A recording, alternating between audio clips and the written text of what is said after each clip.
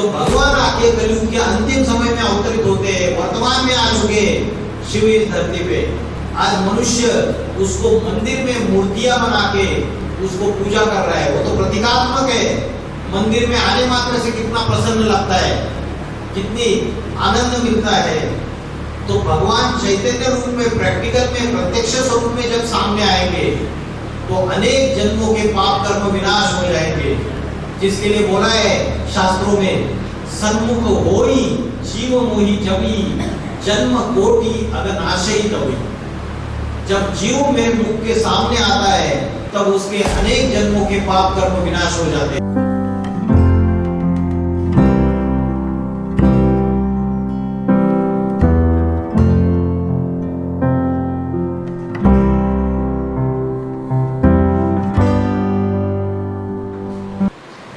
शिवाय सभी को, आप सभी का यहाँ स्वागत है। और हम आध्यात्मिक विश्वविद्यालय से यहाँ पर आए हैं। आध्यात्मिक विश्वविद्यालय का मैं पहले परिचय देना चाहूँगी। आध्यात्मिक विश्वविद्यालय एक परिवार है जो विश्व कल्याण की भावना रखता है और पूरी वसुधा को एक कुटुंब बनाना चाहता है। पूरी सभी धर्म, सभी राज्य, सभी देश एक हो जाए। माता पिता, जो जगत के माता पिता हैं, उसके संरक्षण में। तो आध्यात्मिक विद्यालय की सेंटर्स हैं ऑल ओवर इंडिया, इंडिया में सभी जगह और बाहर के देशों में भी है। और वो दुनिया में जो भ्रष्टाचार, व्यभिचार, जो भी पाप जो ये फैला हुआ है, उसको मिटा के दुनिया में अध्यात्म को स्थापन करना, ये आध्यात्मिक विश्वविद्यालय का लक्ष्य है। धन्यवाद।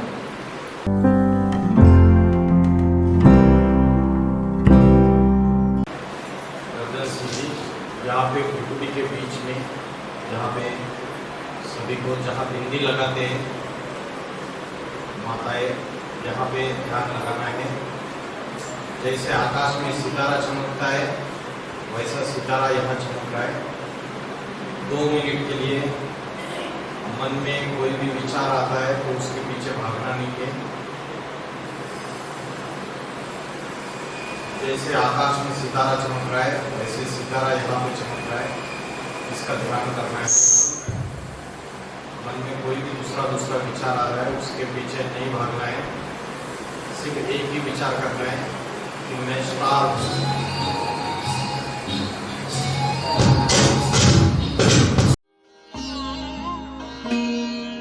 ज्योति बिंदु परमात्मा से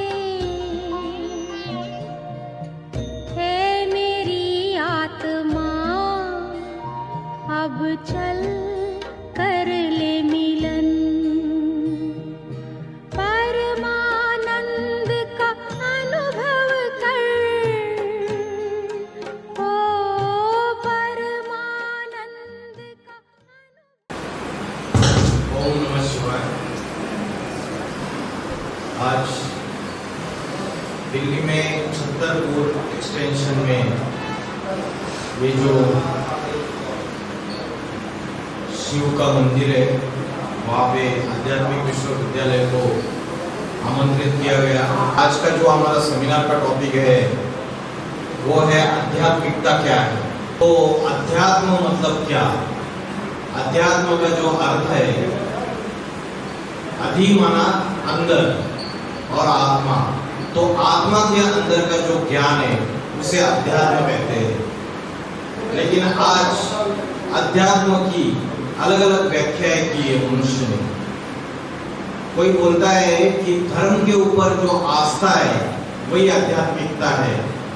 कोई कहता है योगासन और प्राणायाम वो आध्यात्मिकता है।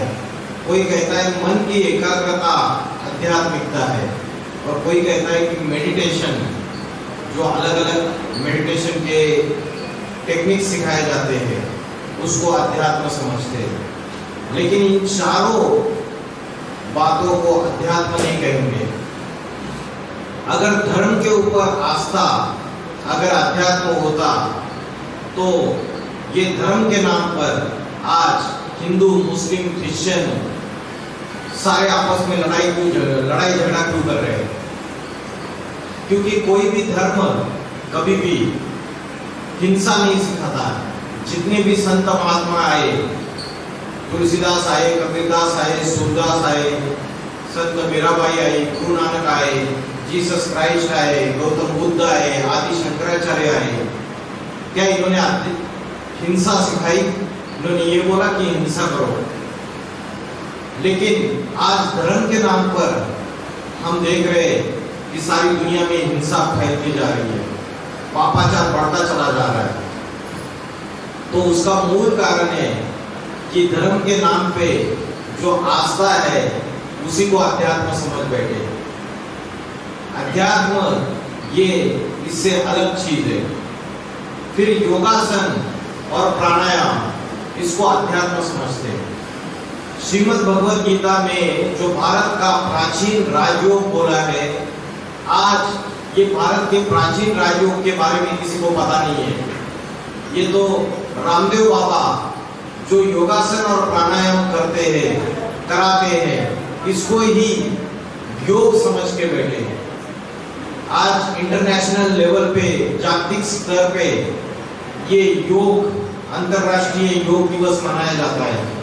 लेकिन किसी को पता नहीं है कि ये भारत का प्राचीन राजयोग नहीं है। योगासन और प्राणायाम को भारत का प्राचीन राजयोग समझ लेते हैं, जबकि भारत का प्राचीन राजयोग क्या है ये हम आगे समझेंगे। तो योगासन और प्राणायाम जो करते हैं ये देह के आसन है और इससे देह स्वस्थ रह सकता है। ये देह को स्वस्थ रखने के लिए आसन की प्रक्रिया है। इसको हम अध्यात्म नहीं कह सकते।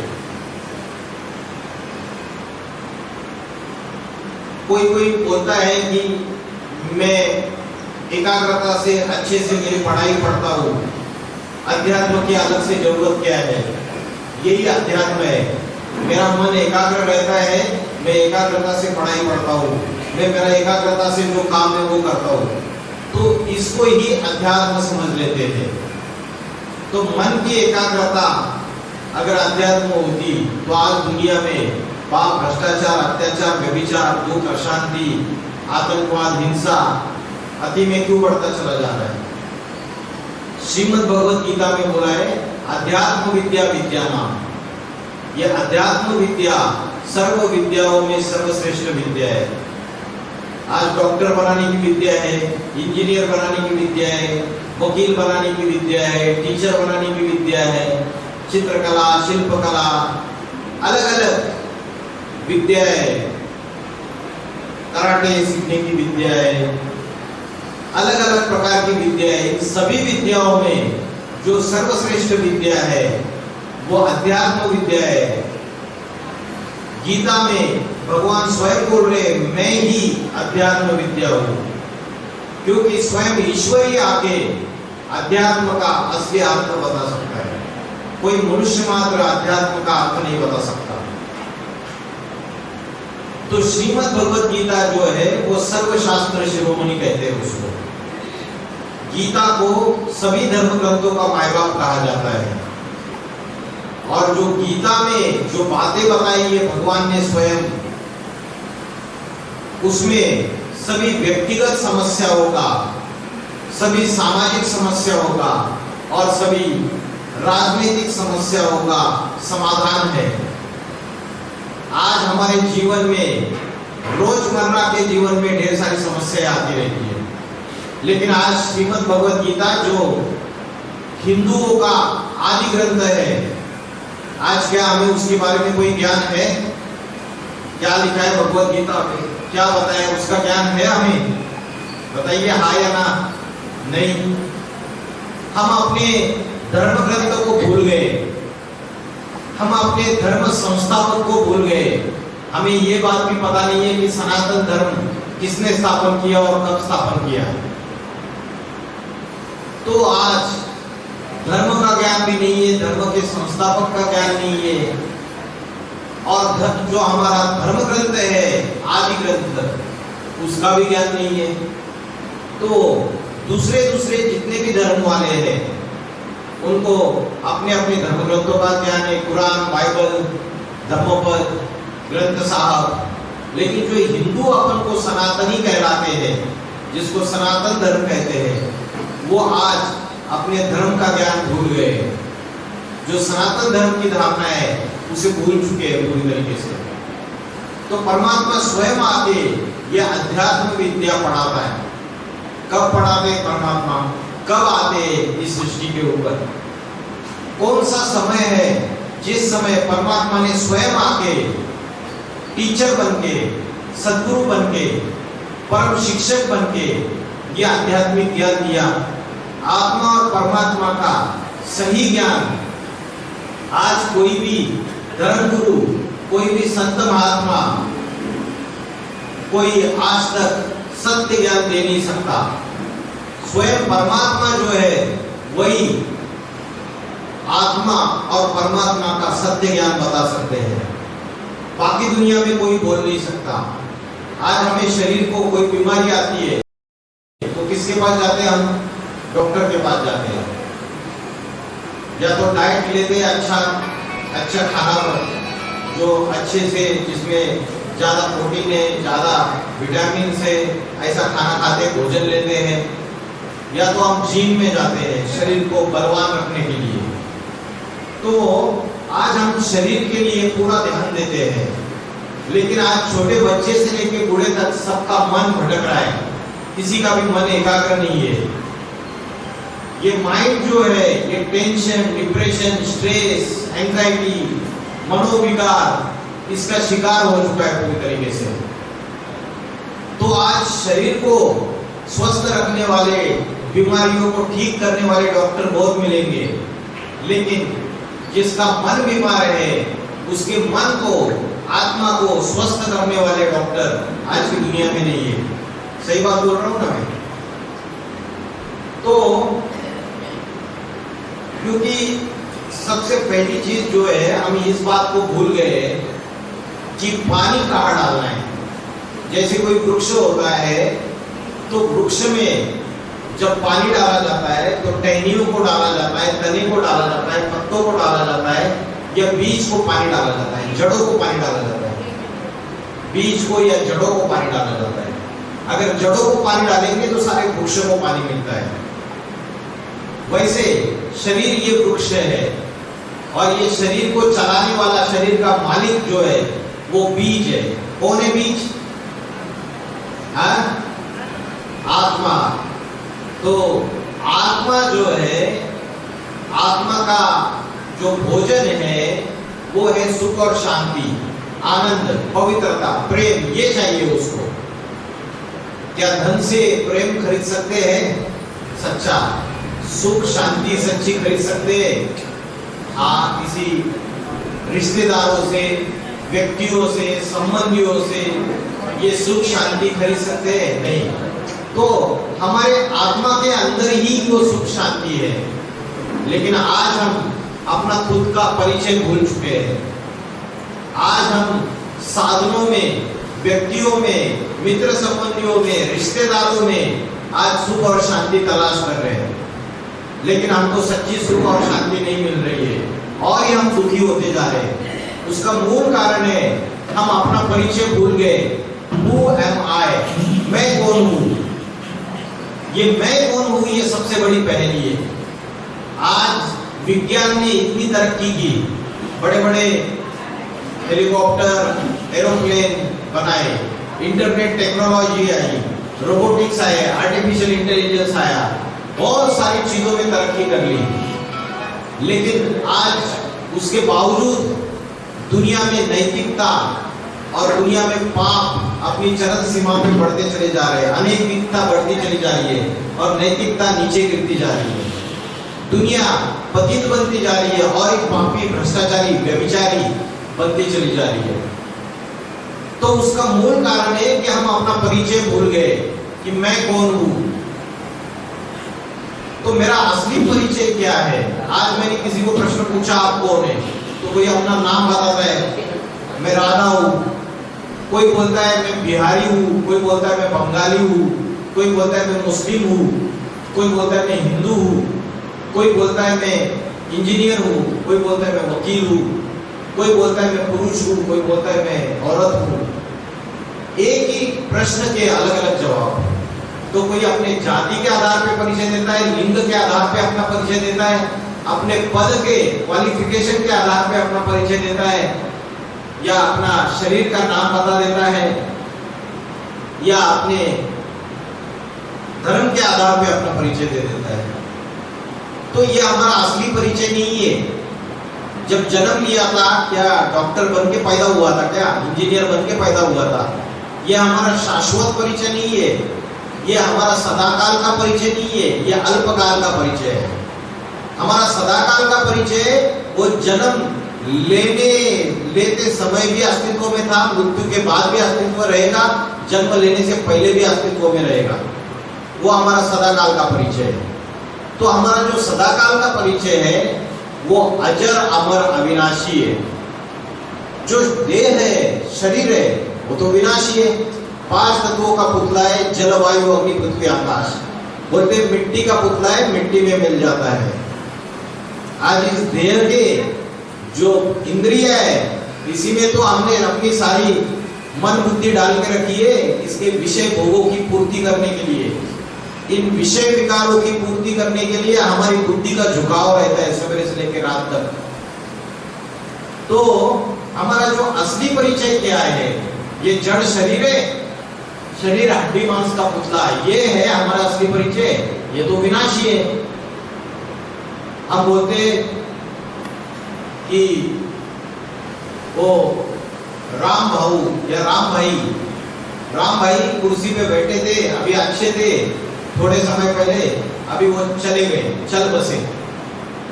क्या चल बसा? राम भाई तो शरीर वैसे का वैसा है उनका कुर्सी पे, अभी ना वो आंखों से देख सकते, कानों से सुन सकते, ना मुख से बात कर सकते हैं। तो जो प्राण शक्ति है, जो एनर्जी है, जिसकी वजह से उनकी शरीर की इंद्रियां काम कर रही थी, आंखें देख रही थी, मुख से बात कर रहे थे, कानों से सुन रहे थे, वो प्राण शक्ति चली गई। वो प्राण शक्ति जिसके लिए आप बोले थे राम भाई चले गए, तो वो जो प्राण शक्ति है वो कौन है? आत्मा। वो हमारा असली परिचय है, जिसे हम भूल गए। हम शरीर के इंद्रियों में, शरीर के पदार्थों में, भौतिक दुनिया में, भौतिक पदार्थों में, सगे संबंधियों में बुद्धि का झुकाव है। जब बुद्धि अनेक जगह बिखरी हुई है तो बुद्धि और मन एकाग्र हो सकता है क्या? नहीं हो सकता। एक साधे सब सदे, सब साधे सब जाए।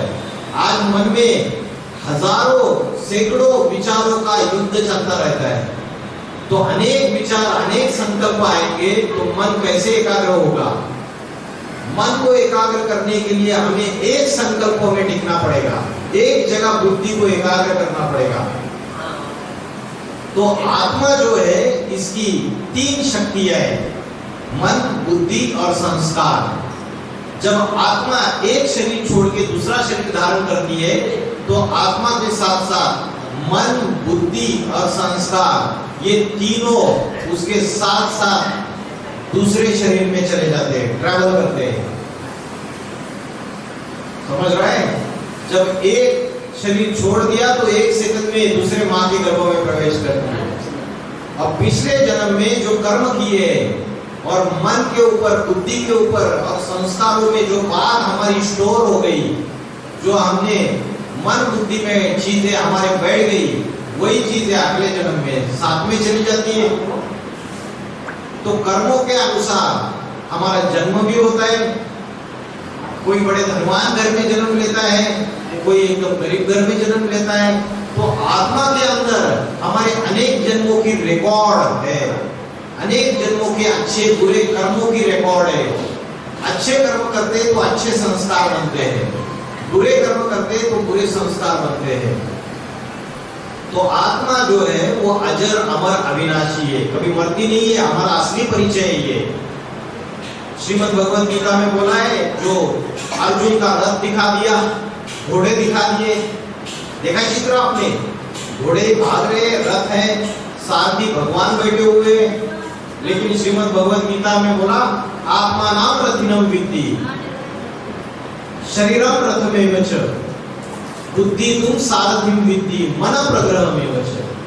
आत्मा कौन है? रथी है, जो सवार है, सवारी, पैसेंजर, वो आत्मा है। शरीरम रथमेव च, जो शरीर है वो रथ है, ये शरीर रथ है, आत्मा रथी है। बुद्धि तू सारथिम विद्धि, बुद्धि सारथी कर रही है। क्या करती है बुद्धि? फैसला करती है, क्या करना चाहिए क्या नहीं करना चाहिए। और मन क्या करता है? घोड़े के समान भागता रहता है, चंचल है, अभी इधर जाएगा अभी उधर जाएगा, उसको रोक नहीं पाते, वायु के समान गतिमान है। और ये मन इतना बलवान है, इतना हठी है कि जबरदस्ती हमारी इंद्रियों को उत्तेजित करता है और पाप कर्म कराता है।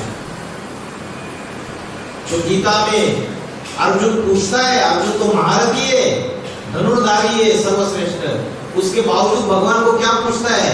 मेरा मन बार बार चंचल हो रहा है। असंशयम महाबाहो मनो दुर्निग्रहम चलम। ये भगवान ने जवाब दिया कि ये चंचल मन को एकाग्र करना बहुत कठिन है। सही बात है। अर्जुन बोलता है, ये चंचल मन को मैं कैसे एकाग्र करूं? ये बार बार भागता रहता है, मैं कैसे इसको एकाग्र करूं? ये बहुत बलवान है, हठी है, इंद्रियों को जबरन उत्तेजित करता है। तो भगवान ने जवाब दिया, अभ्यास तो कौन्तेय वैराग्य न च गृह्यते। क्या कर? योगाभ्यास कर। बार बार इस चंचल मन को एकाग्र करने के लिए योगाभ्यास कर। और दूसरी बात बताई, वैराग्य ला। तो वैराग्य लाना मतलब क्या? छोड़ जाए बीवी बाल बच्चों को, भाग जाए दुनिया से भगवे वस्त्र पहन के, नहीं, इसी दुनिया में रह के, इसी कीचड़ की दुनिया में रह के कमल पुष्प समान पवित्र जीवन बनाना। कमल का पुष्प कीचड़ में रहता है, लेकिन कीचड़ में रहते हुए उसके पंखुड़ियों को वो कीचड़ का स्पर्श नहीं होता है। वैसे ही घर गृहस्थी के कीचड़ में रहते हुए, ये विषय विकारों की दुनिया में रहते हुए, इस दुनिया में रहते हुए अगर हमने अपना जीवन पवित्र बनाया, वैरागी बनाया, अपना सत्य बनाया, सबके साथ रहते हुए सबसे परे, जैसे इस दुनिया में है ही नहीं, जिसके लिए बोलते हैं आप हुए मर गई दुनिया।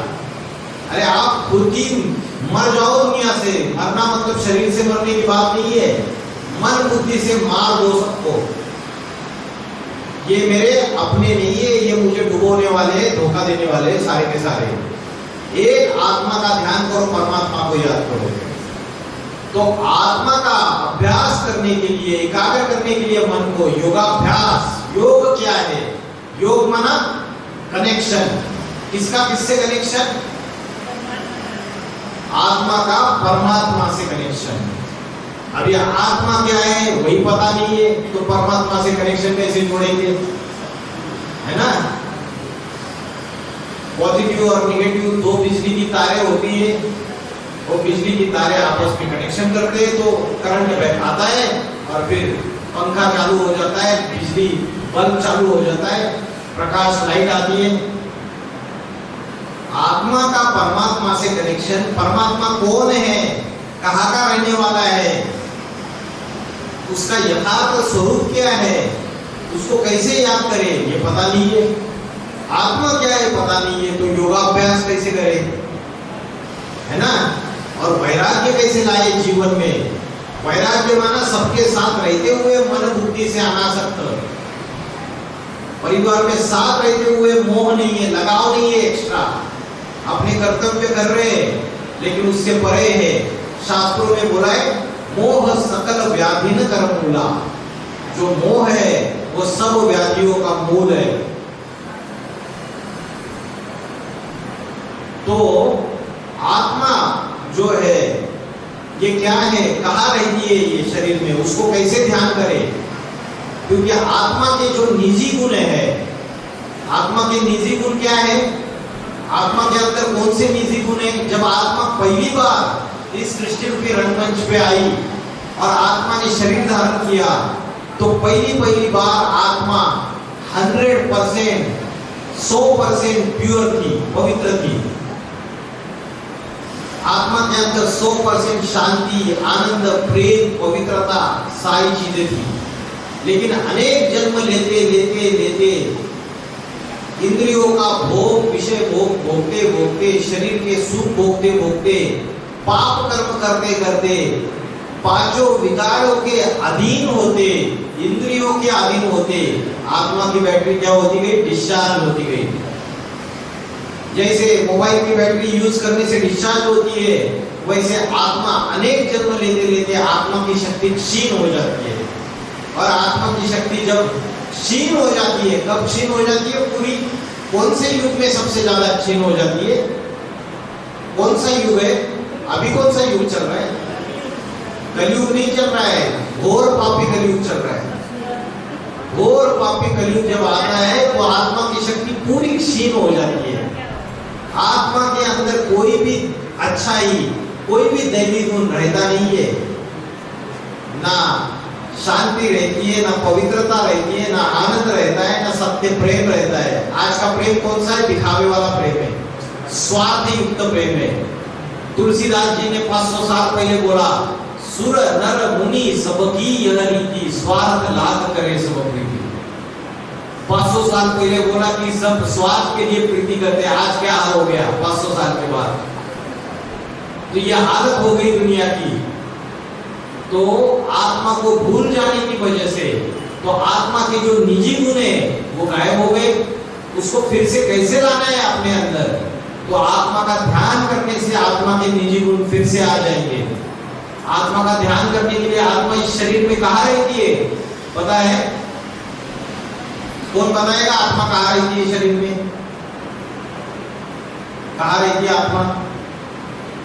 भ्रुकुटी के बीच में यह आत्मा स्थित है, जिसका प्रूफ प्रमाण क्या है? श्रीमद् भगवद गीता में बोला है, भ्रूर मध्य प्राण आवेश संहिता, भ्रुकुटी के मध्य में प्राण शक्ति स्थित है।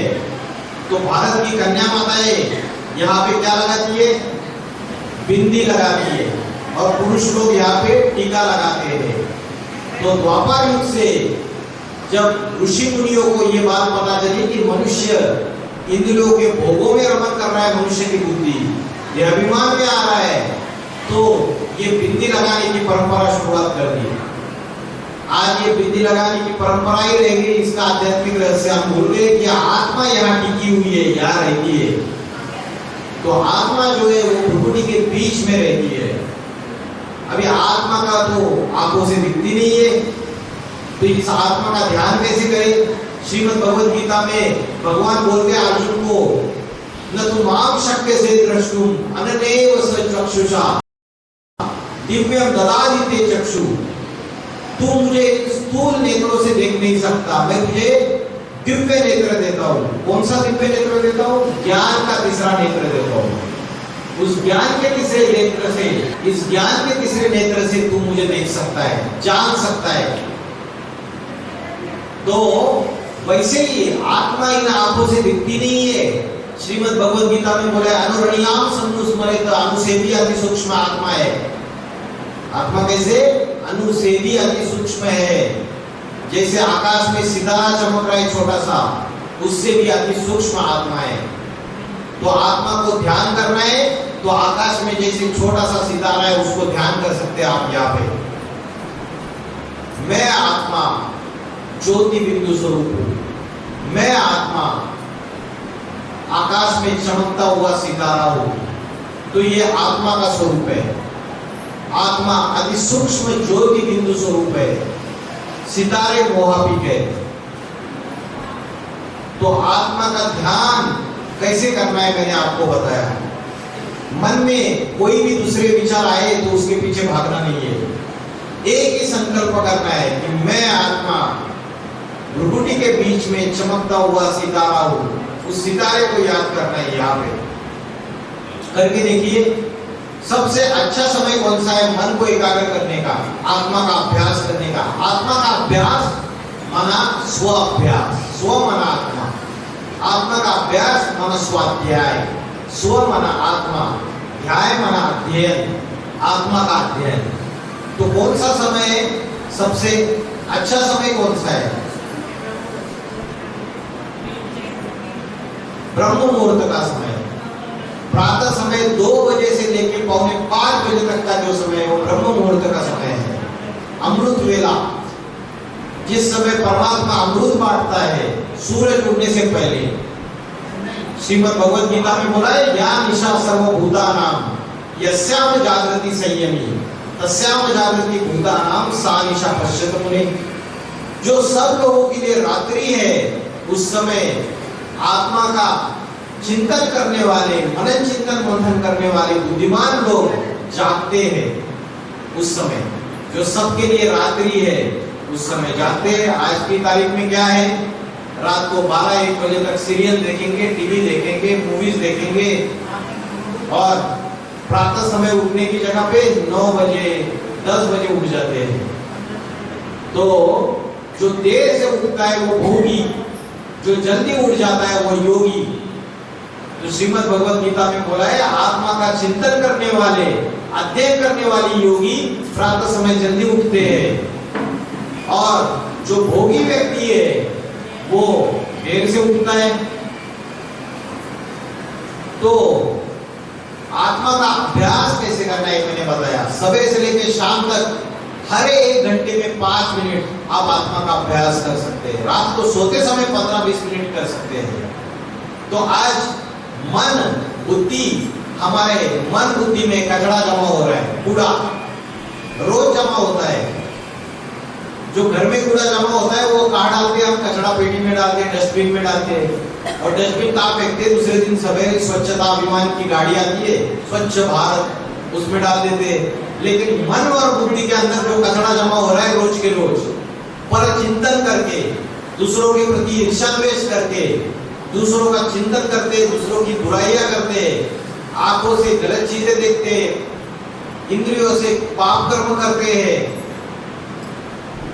कानों से गलत बातें सुनते हैं, तो कचरा जमा हो रहा है या नहीं हो रहा है?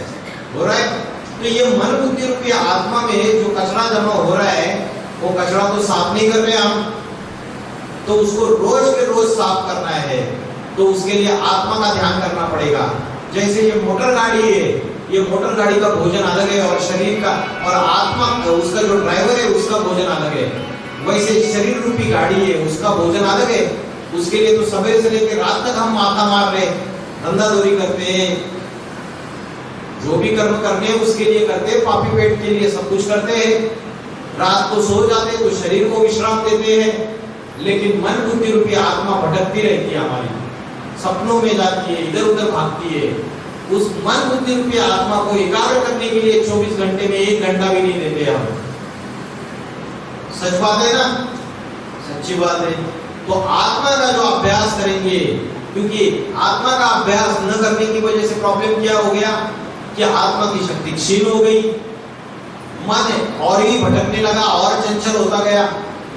गीता में बोला है मन जीते सो जगत जीत, श्रीमद् भगवद गीता में बोला है इंद्रिय जीते सो जगत जीत, श्रीमद् भगवद गीता में बोला है काम जीते सो जगत जीत। ये काम क्या है?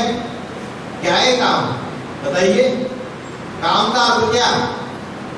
काम का अर्थ है कामना, और कामनाओं में कामना माना इच्छा, और इच्छाओं में सबसे प्रबल इच्छा कौन सी है? कौन सी है प्रबल इच्छा मनुष्य की?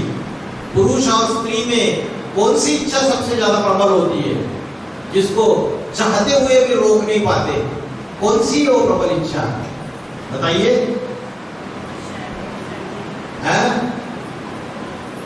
किसी को नहीं आ रहा है?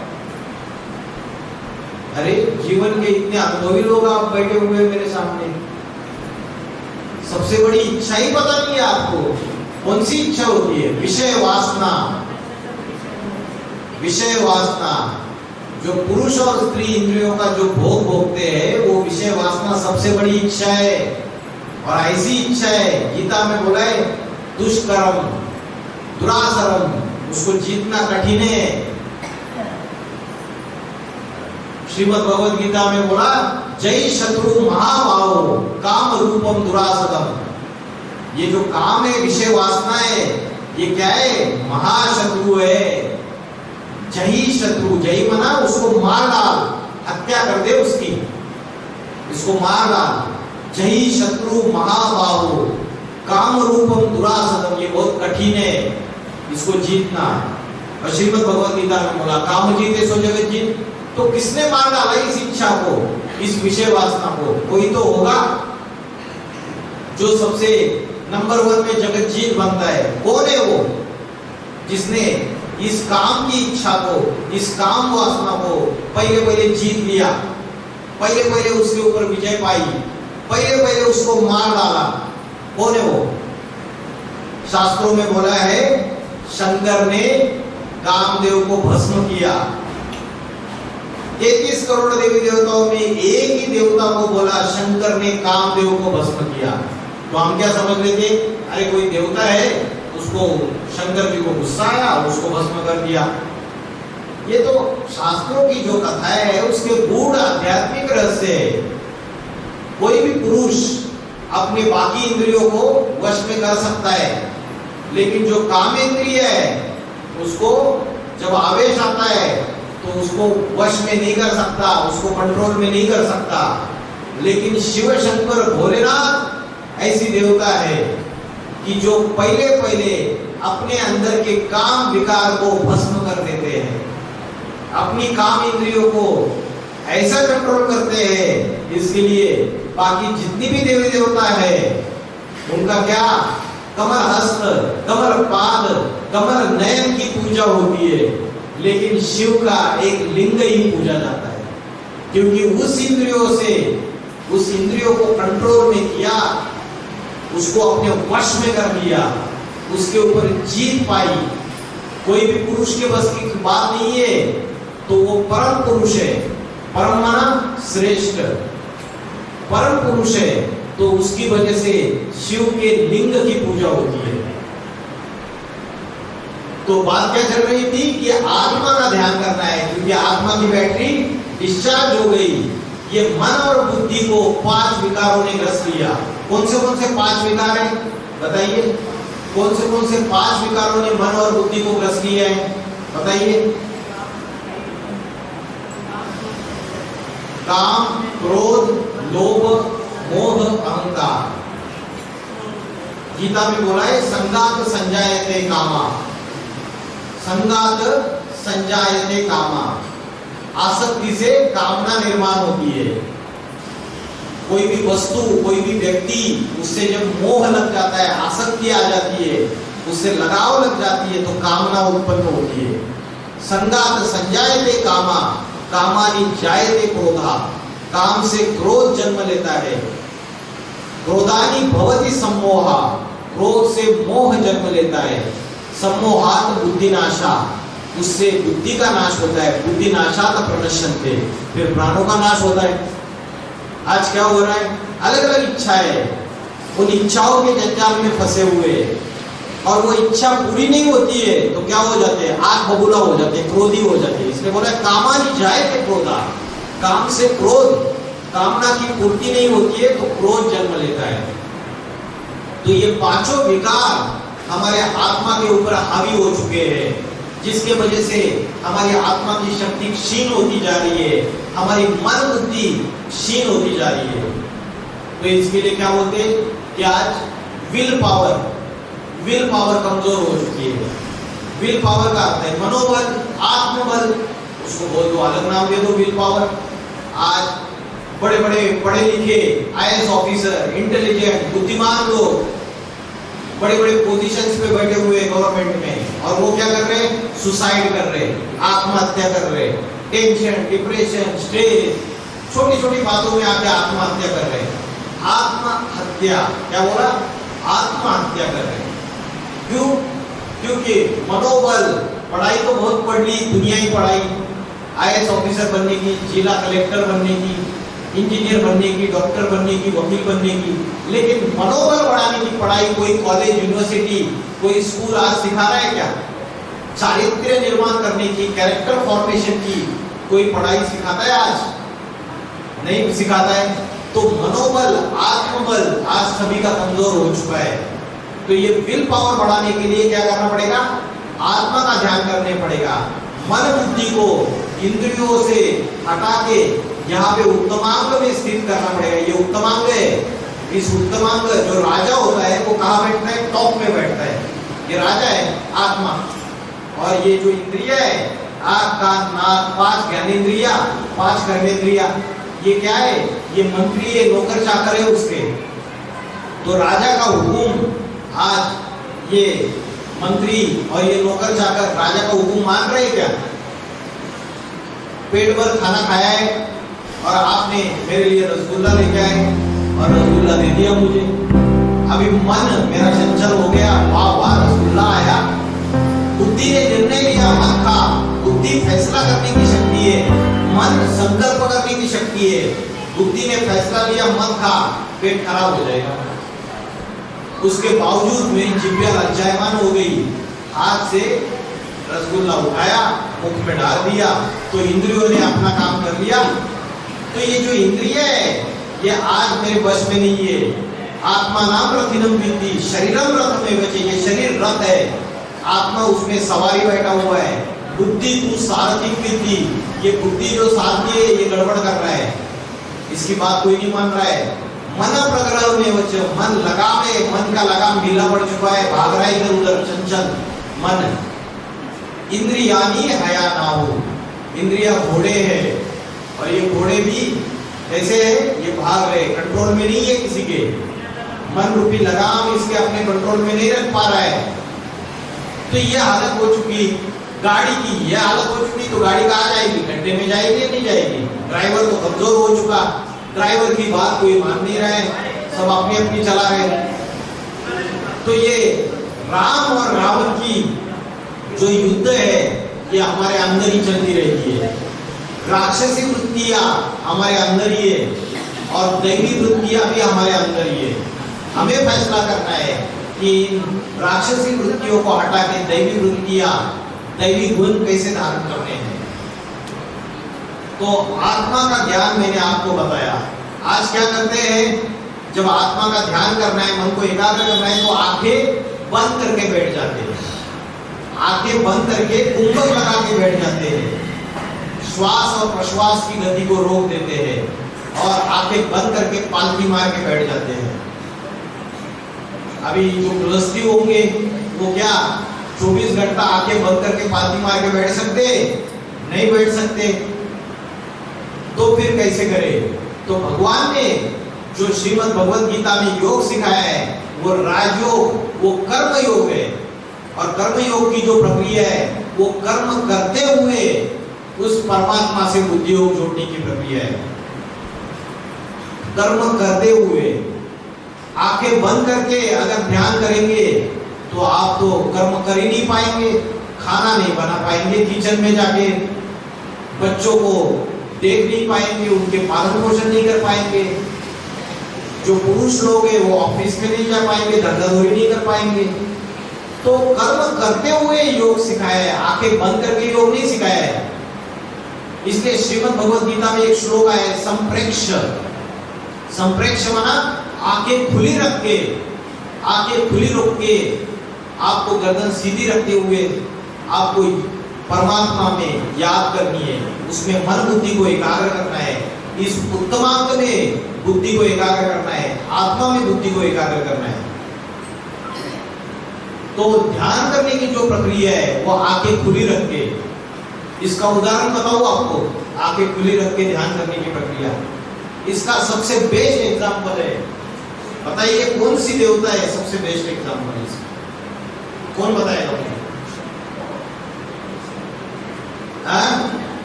शिव शंकर भोलेनाथ। जितने भी चित्र देखेंगे, जितनी भी मूर्तियां देखेंगे, आप देखेंगे ध्यानमग्न अवस्था में, गहरी याद में, परमात्मा की याद में लवलीन होके बैठे हुए।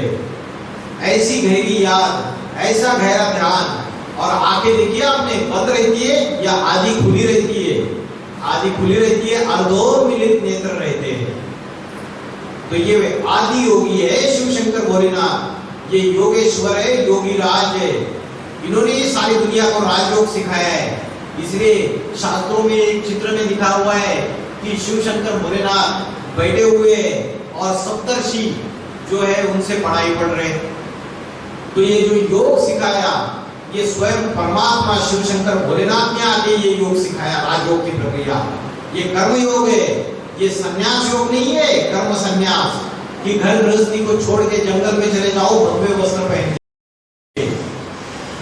घर गृहस्थी में रहते हुए भगवान ने योग सिखाया। इसलिए अर्जुन को क्या बोला, हे नर अर्जुन, तू ऐसी करनी कर कि नर से नारायण बन जा, और हे नारी द्रौपदी, तू ऐसी करनी कर कि नारी से लक्ष्मी बन जा। तो अर्जुन और द्रौपदी गृहस्थी थे या सन्यासी थे? गृहस्थी थे।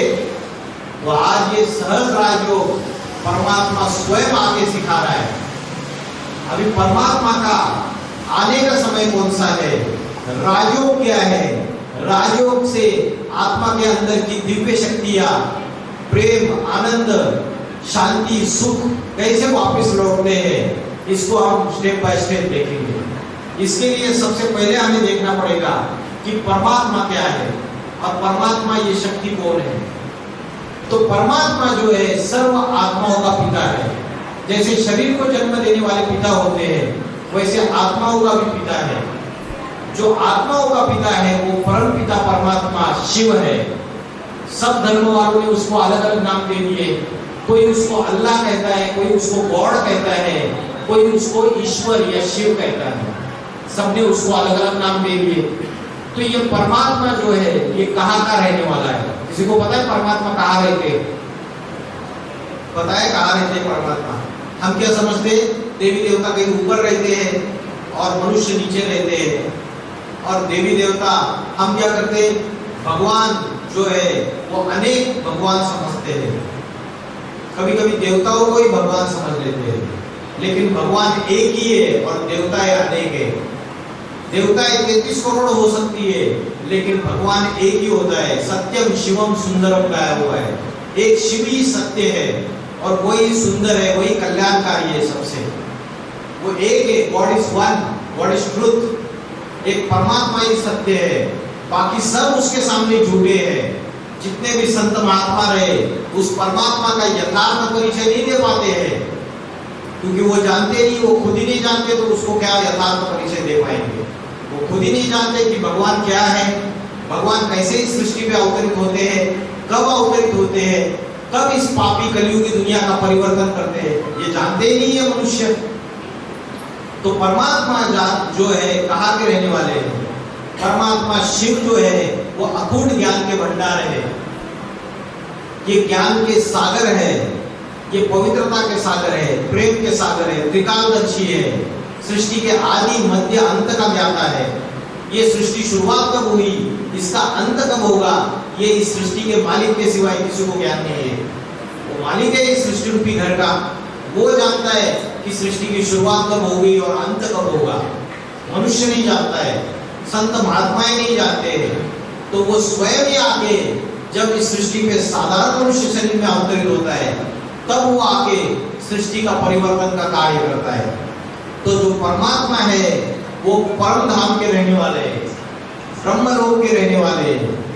ये पृथ्वी है, मनुष्य लोक, सूरज चांद सितारों से भी परे परम धाम ब्रह्मलोक आत्मलोक का परमात्मा रहने वाला है। जिसके लिए हम क्या बोलते हैं, डॉक्टर लोग बोलते हैं मैंने तो मेरी तरफ से सब कुछ कर लिया, अगर ऊपर वाला चाहे तो क्या हो जाएगा, ये मरीज ठीक हो जाएगा पेशेंट। तो ये ऊपर वाला ऊपर बैठा हुआ है, सूरज चांद सितारों से परे। श्रीमद् भगवत गीता में बोला है, जहाँ चंद्र सूर्य तारों की रोशनी नहीं पहुंच सकती, उस परम धाम का ब्रह्मलोक का मैं रहने वाला हूँ। अभी ये सृष्टि जो है ये 4 युगों में डिवाइड है। कौन से 4 युग है? सतयुग, त्रेता युग, द्वापर युग और कलयुग। सतयुग ये पावन युग है, पवित्र। यहाँ देवी देवताओं का वास है इसी धरती के ऊपर। इसी धरती के ऊपर जब मनुष्य देवी देवता के समान बन जाता है, मनुष्य के आत्मा के अंदर के 5 विकार खत्म हो जाते हैं, आत्मा पवित्र बन जाती है, तो वो देवता कहलाती है। तो सतयुग में देवी देवताओं का राज्य है, राम राज्य है। और जो कलयुग है वो पापी दुनिया है, कलयुग है रावण राज्य और सतयुग है राम राज्य। रावण राज्य में दुख ही दुख है और राम राज्य में सुख ही सुख है, शांति ही शांति है, आनंद ही आनंद है, प्रेम ही प्रेम है। जैसे रात के बाद दिन आता है ना, वैसे कलयुग रूपी रात्रि जो है, ये रात्रि अंधकार की रात्रि है। इसमें कौन सा अंधकार पैदा हुआ है बताइए? अभी ये जो कलयुग रूपी रात्रि है, इसमें कौन सा अंधकार फैला हुआ है? कौन सा अंधकार फैला है बताइए? पाप कर्मों का अंधकार फैला हुआ है, अज्ञान अंधकार फैला हुआ है। अज्ञान क्या है? ना हम आत्मा को जानते हैं, ना परमात्मा को जानते हैं, ना आत्मा का ध्यान करते हैं, ना परमात्मा को याद करते हैं। ये सबसे बड़ा अज्ञान है। तो परमात्मा जो है वो कलयुग के अंत में, जो पापी कलयुग है, उसका जो अंतिम समय है, उस समय वो ऊपर वाला वो शिव जो है उस सृष्टि पे अति साधारण मनुष्य शरीर में अवतरित होते हैं। जब उसके बच्चे सारे दुखी हो गए, अशांत हो गए, पापी हो गए, विकारी हो गए, तो उनको पापों के चंगुल से, दुखों के चंगुल से मुक्ति दिलाने के लिए भगवान को आना पड़ता है। इसलिए उसको बोला है मुक्तिनाथ, मुक्तिदाता। शमशान में शिव शंकर भोलेनाथ की बड़ी मूर्ति लगाई रखती है और क्या लिखा रहता है? मोक्ष द्वार, मुक्ति द्वार। तो परमात्मा आके कब मुक्ति देता है, कब उसने सारी दुनिया को मुक्ति दी, हमें तो पता ही नहीं है। कोई तो समय रहेगा, ये 4 युगों में कोई एक समय ऐसा रहेगा कि उसने सारी दुनिया को, सारे मनुष्य सृष्टि को मुक्ति दी। कौन सा समय है वो? कौन बताएगा? कब अवतरण करते हैं परमात्मा? वो समय कौन सा है? श्रीमद् भगवद गीता में बोला यदा यदा ही धर्मस्य ग्लानिर्भवति भारत। जब धर्म की ग्लानि होती है, अधर्म का बोलबाला होता है। धर्म की ग्लानि, आज जो सनातन धर्म है उसकी धारणाएं लोप होती जा रही है। आज सनातन धर्म की धारणाएं किसी को पता नहीं है। सनातन धर्म की धारणाएं कोई बताएगा क्या धारणा है सनातन धर्म की? भारत सती सावित्री का देश गाया जाता था। राजा अगर लड़ाई में मारा जाता था तो रानी जल्दी आके कूद जाती थी, जोहार कर लेती थी, लेकिन पर पुरुष को अपने तन को हाथ नहीं लगाने देती थी। ये भारत की नारी की पवित्रता है, ये सनातन धर्म की धारणा है। आज ये धारणा है, आज क्या हो गया? दूसरे जो धर्म है, अनेक इस्लाम, क्रिश्चियन, इनकी जो धारणाएं हैं, इनकी विपरीत धारणाएं, ये जो सनातन धर्म वाले हैं, कच्चे हिंदू है, इन्होंने अपने अंदर ले ली उनकी विपरीत धारणाएं और अपनी जो सनातन धर्म की धारणा है उसको त्याग दे दिया। तो श्रीमद् भगवद गीता में बोला है कुलक्षय प्रणश्यन्ति कुल धर्मा सनातन। कुल का क्षय होने से क्या होता है?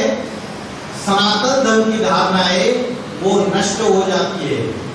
धर्मे नष्टे कुल तृष्णा, और धर्म धारणाएं नष्ट होने से जो सनातन धर्म है उसको दूसरे विधर्म दबोच लेते हैं। सारे विधर्मियों ने सनातन धर्म की धारणाओं को दबा दिया है पूरी तरीके से। तो ऐसा जब समय आता है कलयुग के अंत का, घोर पापी कलयुग का, उस समय परमात्मा शिव अति साधारण मनुष्य तन में इस सृष्टि पे पापी कलयुग को पावन सतयुग में बदलने के लिए अवतरित होते हैं। तो परमात्मा शिव का जो अवतरण है इस सृष्टि पे, उसको हम किस त्योहार के रूप में मनाते हैं बताएं? जैसे राम का जन्मदिन रामनवमी के रूप में मनाते हैं, कृष्ण का जन्मदिन कृष्ण जन्माष्टमी के रूप में मनाते हैं, वैसे परमात्मा शिव का जो दिव्य अवतरण है, क्योंकि शिव को तो माता पिता दिखाए नहीं, ना उनका कोई जन्म दिखाया, ना मृत्यु दिखाई, अजन्मा है, अमरनाथ है, अकाल मूर्त है। तो जो शिव है जब इस सृष्टि पे अवतरित होते हैं, दिव्य अवतरण होता है, तो उनका जो जन्म है, अवतरण है, उसको कौन से त्योहार में मनाते हैं हिंदू लोग बताइए? वाह, सही जवाब। कौन सा त्योहार?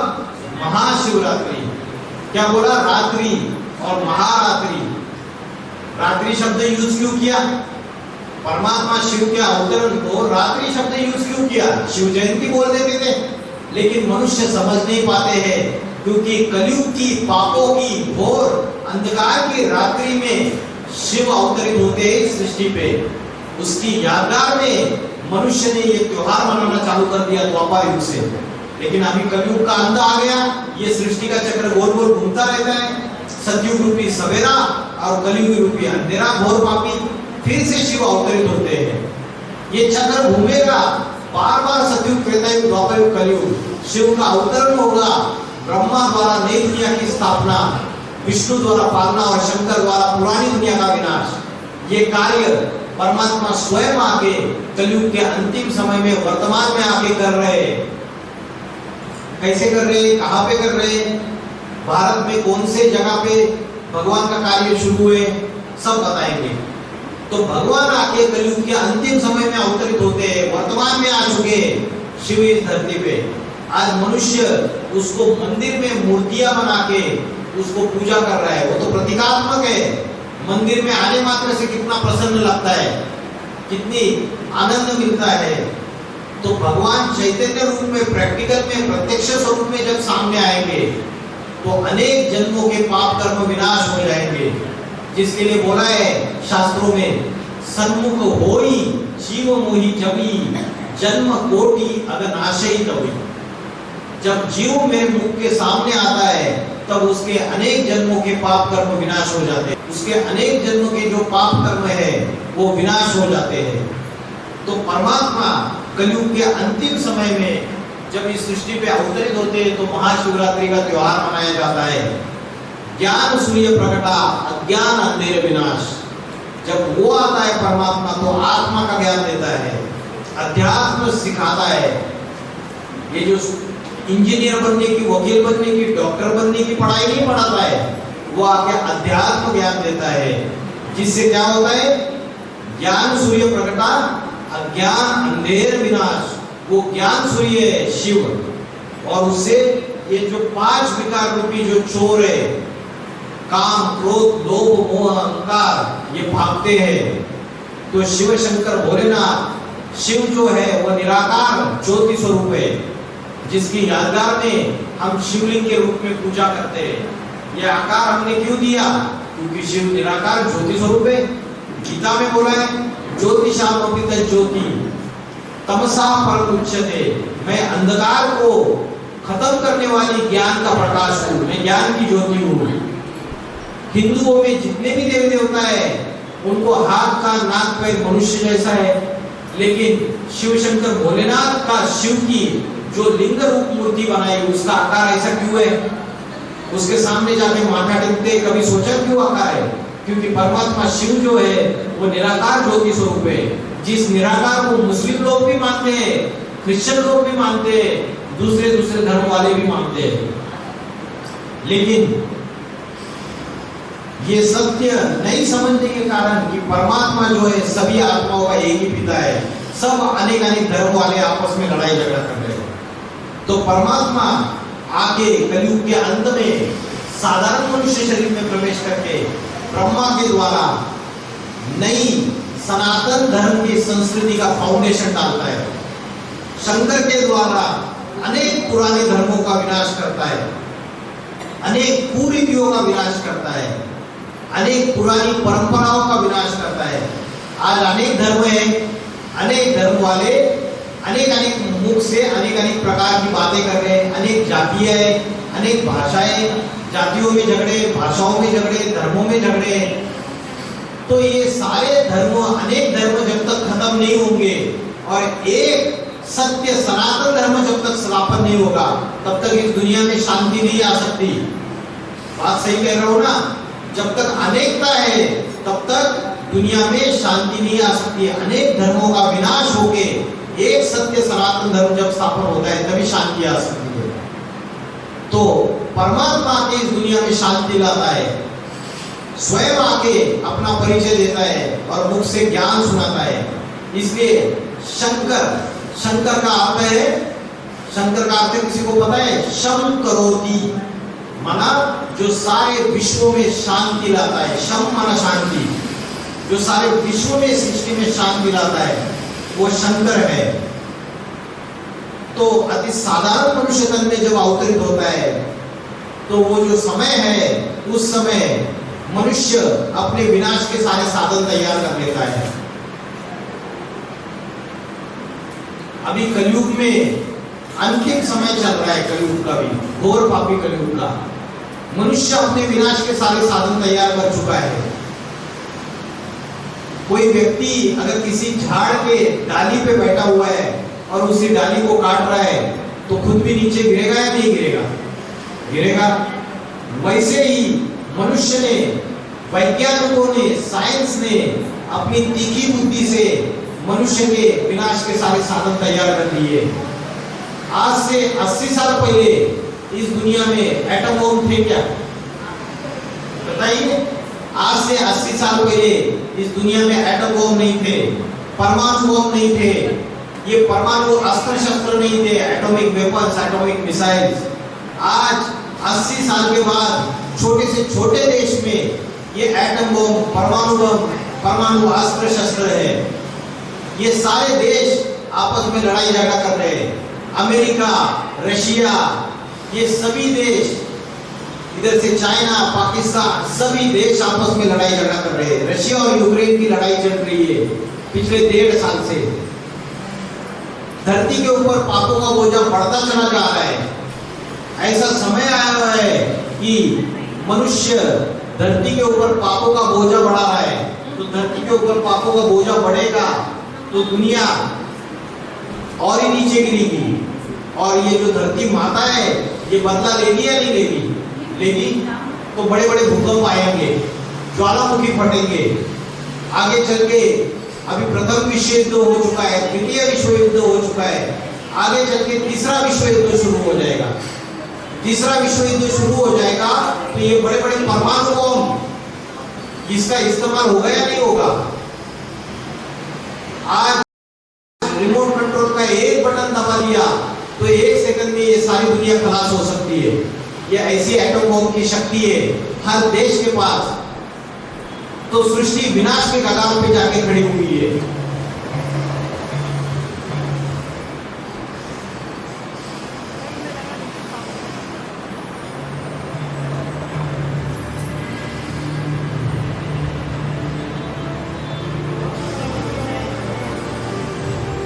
तो धरती के ऊपर पापों का बोझा बढ़ेगा तो बड़े बड़े भूकंप आएंगे। अभी भी आ गए भूकंप आएंगे तो 50-50, 60-60 मंजिलें बिल्डिंग नीचे गिर जाएगी, ताश के पत्तों की तरह।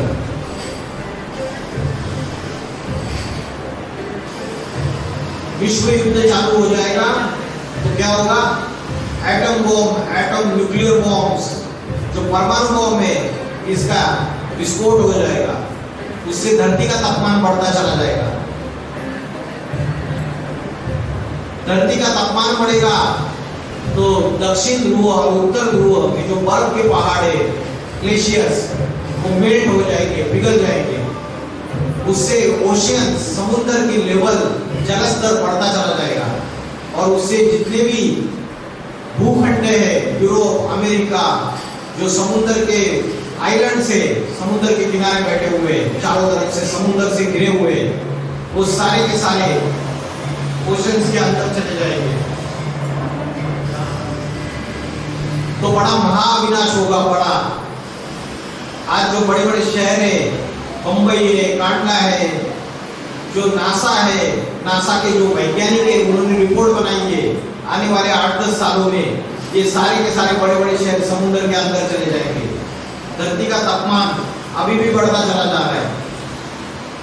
तो सृष्टि में त्राही मची हुई है। हिंदू मुस्लिम दुश्मनी भारत में बढ़ती चली जा रही है। अभी ट्रेलर चल रही है, आगे चल के बड़ा मूवी रिलीज होने वाला है। जब भारत पाकिस्तान बंटवारा हुआ तो ट्रेनों की ट्रेनें काट दी गई थी। इतना खूनी नाहक खेल हुआ, खून की नदियां बही। अभी हिंदू मुस्लिम दुश्मनी बढ़ती चली जा रही है। आगे आने वाले समय में 6-7 सालों में हिंदू मुस्लिम द्वंद्व भी शुरू हो जाएंगे। उसके आसार सारे दिख रहे। तो सृष्टि का ये जो समय है, ये समय कौन सा समय है? ये महाविनाश का समय है। ये सारी सृष्टि ये विनाश की कगार पे जाके खड़ी हुई है। आज ये जो धरती है, इसमें जमीन में, आसमान में और आकाश में ये सारे एटॉमिक मिसाइल्स, न्यूक्लियर वेपन्स ये तैनात है। मेरे घर के नीचे अगर किसी ने बारूद बिछाई हुई है तो क्या मैं उस घर में सुरक्षित हूँ? नहीं। वैसे सारी दुनिया में ये विनाश के हथियार मनुष्य ने तैयार कर लिए। तो ये जो समय है ये पापी कलयुग के अंत का समय है। ये कलयुग के विनाश का समय है। ये धरती जो है पूरी तरीके से तमोप्रधान, इम्प्योर हो चुकी है। पांचों विकारों की अग्नि में जल रही है, काम, क्रोध, लोभ, मोह, अहंकार। और भारतवासी जो है वो कुंभकर्ण की निद्रा में सो रहे हैं। जैसे कोरोना में क्या हुआ था, वेंटिलेटर पे ऑक्सीजन की कमी होती तो वेंटिलेटर पे मरीज को बिठा देते थे, अंतिम सांसें गिनता था मरीज। वैसे ये सारी दुनिया जो है ये अंतिम सांसें गिन रही है, क्योंकि दुनिया में पाप, भ्रष्टाचार, अत्याचार, दुख, अशांति की आदि हो रही है। और भगवान उसी समय इस सृष्टि पे अवतरित हो जाते हैं और स्वयं आके सारे विश्व में शांति स्थापन करते हैं। आज दुनिया में विश्व शांति के, अहिंसा स्थापन करने के बड़े बड़े कॉन्फ्रेंसेस होते, सम्मेलन होते, लेकिन उसके बावजूद दुनिया में शांति स्थापन नहीं हो पा रही है। तो परमात्मा स्वयं आके आज इस सनातन देवी देवता धर्म की जो धारणाएं लोप हो चुकी है उसको पुनर्स्थापित करने का काम कर रहे हैं। उत्तर प्रदेश में जो उत्तर भारत की धरती है वहां पे शिव शंकर भोलेनाथ का अति साधारण मनुष्य तन में अवतार हो चुका है। शास्त्रों में ये बात बोली है, बड़े बड़े भविष्यकारों ने ये बात बोली है, जिन्होंने भविष्यवाणियां की है। नॉस्ट्राडेम्स, गोपीनाथ शास्त्री, कल्कि पुराण, किट एंडरसन, जुर्बन, ये बड़े बड़े भविष्यकार हैं। इन्होंने भविष्यवाणी की है कि 21वीं शताब्दी में उत्तर भारत से एक महापुरुष का अवतार होगा। वो महापुरुष ऐसा आध्यात्मिक क्रांति लाएगा इस दुनिया में और ऐसा आध्यात्मिक संगठन स्थापन करेगा। वो योगियों का भी योगी होगा, परम योगी होगा। वो आज की जो शिक्षा प्रणाली है उसको बदल देगा। अनेक धर्मों का विनाश करके एक जाति, एक धर्म, एक राज्य, एक भाषा स्थापन करेगा। बड़ी बड़ी महासत्ताएं जो है अमेरिका, यूरोप, रशिया, चाइना, ये उसके सामने झुक जाएगी। अरब राष्ट्रों सहित जो मुस्लिम कंट्रीज है, मुस्लिम देश है, उसमें आपस में क्रांतियां और भीषण रक्तपात होंगे। और भारत से जो जन्म लिया वो महापुरुष है, उसका प्रभाव, उसकी प्रतिष्ठा सारी दुनिया में फैल जाएगी। तो वो जो महापुरुष है इस सृष्टि पे अवतरित हो चुके हैं, शिव इस सृष्टि पे अवतरित हो चुके हैं, लेकिन सारे मनुष्य उनको पहचान नहीं पा रहे। क्यों नहीं पहचान पा रहे? क्योंकि श्रीमद् भगवद गीता में बोला है, नाहम प्रकाश सर्वस्य योग माया समावृत। मैं सबके सामने प्रकट नहीं हूँ, मैं योग माया से ढका हुआ हूँ। ये योग माया क्या है? ये जो 5 विकारों में बुद्धि फंसी पड़ी हुई है, विषय वासना, क्रोध, मोह, लोभ, अहंकार, ये जो 5 विकार है इसमें बुद्धि हमारी ऐसी फंसी पड़ी हुई है। ये भौतिक दुनिया, ये भौतिक पदार्थ, ये भौतिक पढ़ाई, इसी में बुद्धि लगी हुई है। इंद्रियों के सुख, विषय भोग, इसी में बुद्धि लगी पड़ी हुई है। इसलिए जो मन का सुख होता है, अतीन्द्रिय सुख, इसको हम जानते ही नहीं है। परमात्मा इस सृष्टि पे अति साधारण मनुष्य तन में आए, उसको पहचान नहीं पा रहे। तो परमात्मा को कैसे पहचानना है इस सृष्टि पे जो आए हुए? आज इतने सत्संग है, इतने सारे बाबा है, इसमें भगवान किस साधारण मनुष्य शरीर में आया है, ये कैसे पहचानेंगे? तो भगवान जिस साधारण शरीर में आकर ऐसा ज्ञान सुनाते हैं, जो ज्ञान आज कोई भी संत महात्मा आज तक दे नहीं पाया। न तुलसीदास, न कबीरदास, न सूरदास, न बड़े बड़े संत महात्मा है, ना गौतम बुद्ध, ना आदि शंकराचार्य, ना गुरु नानक जी। ऐसा ज्ञान आके परमात्मा सुनाते हैं और इस सृष्टि का परिवर्तन करते हैं, जिसके लिए श्रीमद् भगवद गीता में श्लोक आया है, जगत विपरिवर्तते।